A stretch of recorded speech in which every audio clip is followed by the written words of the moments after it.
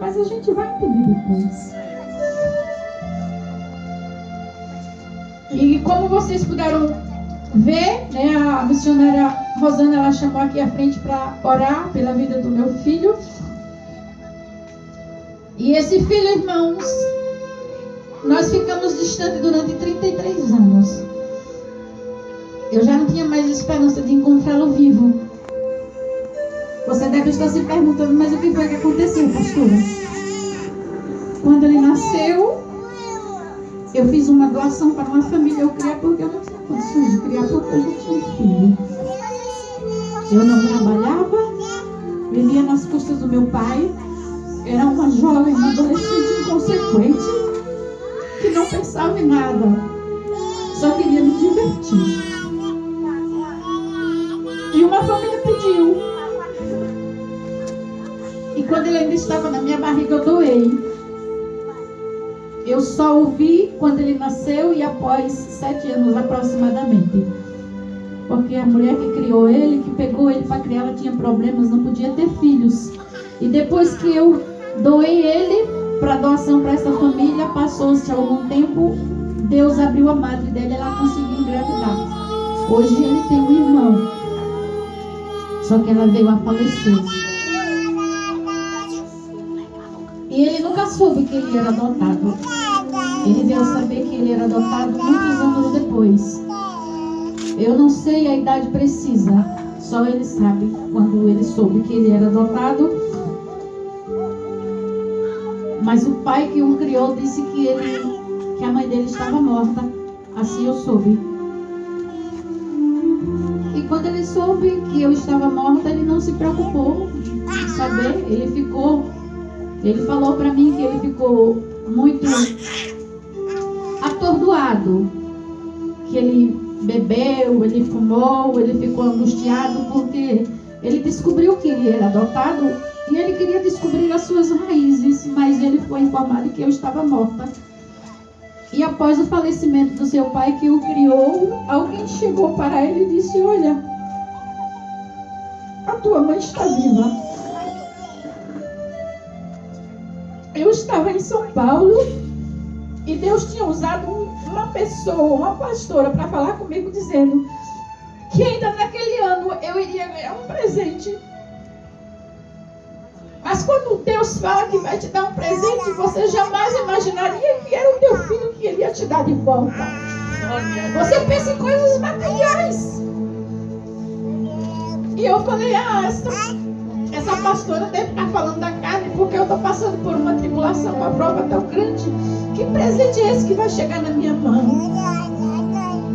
E no mesmo ano, irmãos, Deus, quando fala, ele tomou. A minha sobrinha entrou em contato comigo pelo Messenger. Ela falou assim: tia, a senhora se lembra do seu filho, aquele que a senhora deu? Eu já fiquei sem chão já quando ela falou isso. Eu falei: não lembro. Ela disse: pois é. Ele descobriu que ele foi adotado e ele quer conhecer a senhora. Aleluia, aleluia.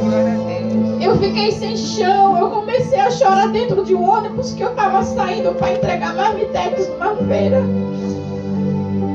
E ali dentro eu comecei a chorar dentro daquele ônibus. E eu falei: meu Deus do céu, eu não acredito. E ela disse: tia, eu sei que é uma situação muito difícil. Muitos anos se passaram. Mas eu quero dizer para a senhora que a senhora fale com ele, para que ele não se sinta rejeitado mais uma vez, porque a gente não sabe o que se passa na cabeça dele.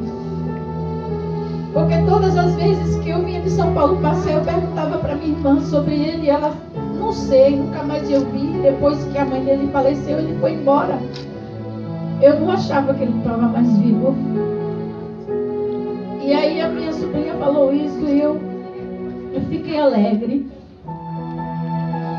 e fiquei ansiosa, porque ela disse: ele hoje é casado, pelo que eu fiquei sabendo, ele também é crente, e ele tem 2 filhos.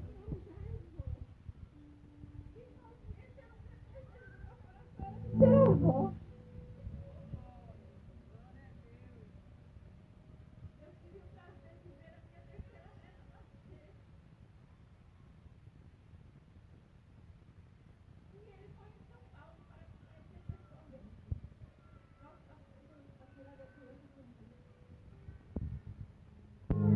ele me perguntou por que eu tinha dado. Eu falei para ele que só porque eu não tinha condições de criar.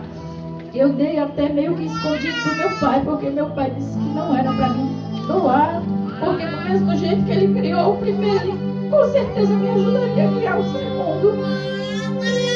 Mas Deus, ele cria situações, e eu não sei se eu o tivesse criado, se ele teria se tornado esse homem que ele é hoje.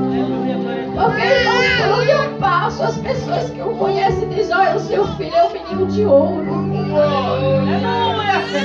Ele é uma pessoa que, se ele puder, ele tira a roupa que ele está vestido para ajudar alguém. Não é porque é meu filho, não, mas ele é uma pessoa muito boa, que ele sempre faz o bem, sem olhar a quem. E quando Deus disse que ia me dar a minha casa, jamais eu imaginaria que viria da parte dele, do meu filho, daquele que um dia eu o doei, porque não tinha condições de criar.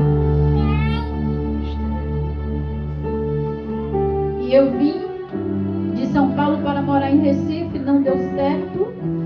Eu me separei, vim morar aqui.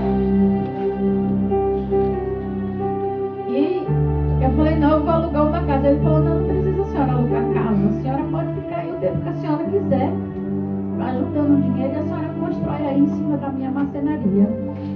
Mas o nosso Deus, ele trabalha tão maravilhoso que ele disse: eu vou preparar a casa já pronta para ela. Ela não vai precisar gastar para construir em cima da marcenaria, porque os projetos que eu tenho para a marcenaria são outros. E aí Deus criou uma situação. Quem morava aqui era a sogra da Jaque, né? Ela mudou, e eu pedi para ele, eu falei assim: olha, deixa eu morar lá e eu pago aluguel, aluga a casa para mim. Ele falou: não precisa pagar aluguel, a senhora só precisa fazer algumas reformas que tem lá, pode ficar na casa o tempo que a senhora quiser.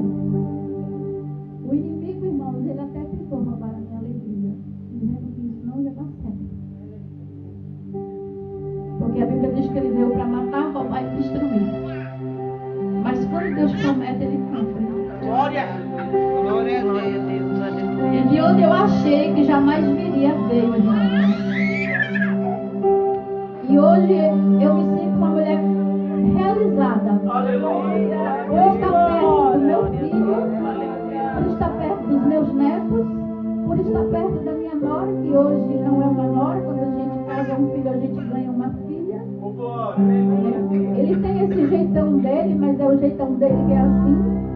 E às vezes eu até pergunto para ele: rapaz, tu tá bravo comigo? Eu fiz alguma coisa com você? Ele: nada, besteira, é comigo mesmo. Porque é muita coisa na cabeça dele, né? Um jovem com 35 anos, com o tamanho da responsabilidade que ele tem, às vezes eu fico até com receio de ficar perto, para não falar alguma coisa que venha machucar ele.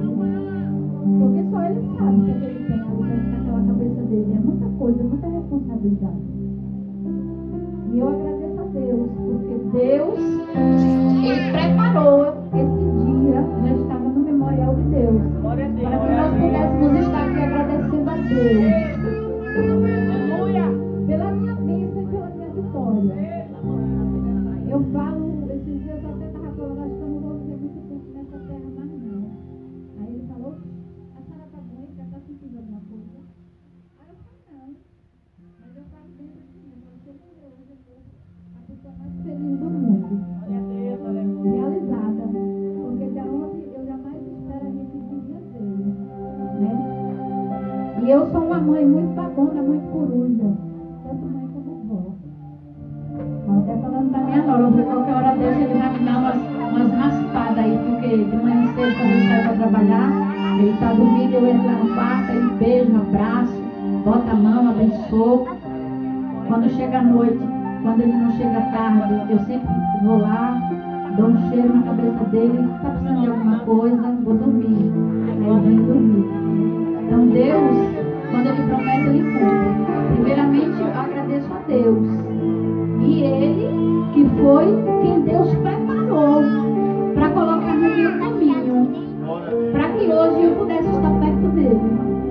E infelizmente o outro, meu filho mais velho, hoje ele não tem mais nenhum contato comigo, por conta de algumas desavenças. Eu já mandei mensagem, ele não responde.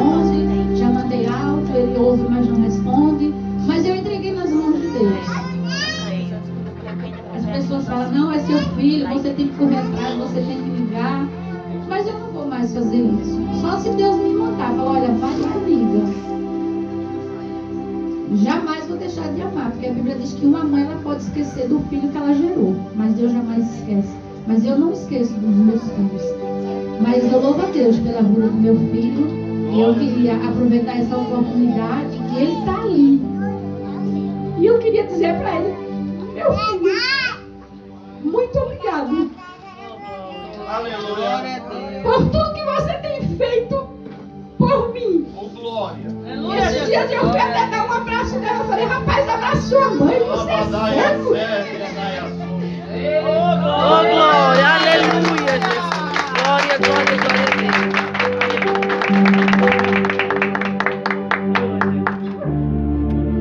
Lindo, Jesus, maravilhoso tu és. Hoje ele me abraçou com gosto. Eu jamais esperaria que ele ia sair do lugar dele para vir aqui me abraçar. Que ele me chama de coroa, ele não me chama de mãe. Às vezes ele fala, minha mãe, estou na casa da minha mãe, vou para casa da minha mãe. Mas quando ele precisa de alguma coisa, ô coroa, faz um café aí. Ô coroa, bota aí a minha comida. Ô coroa, faz isso. Às vezes as pessoas acham até estranho, mas é o jeito dele. Porque o outro me chama também de mãe, me chama de amor, me chama de outro, de mãe família. E eu agradeço muito a Deus pela vida dele. Eu peço a minha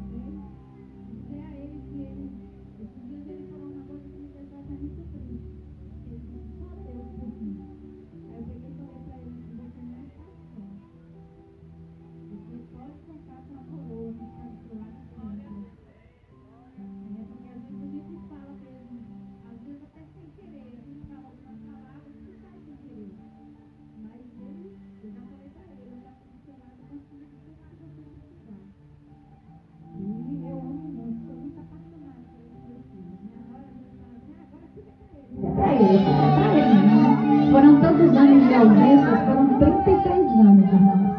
33 anos, não foram 33 dias. Eu não vi falar a primeira palavra, eu não vi dar os primeiros passos.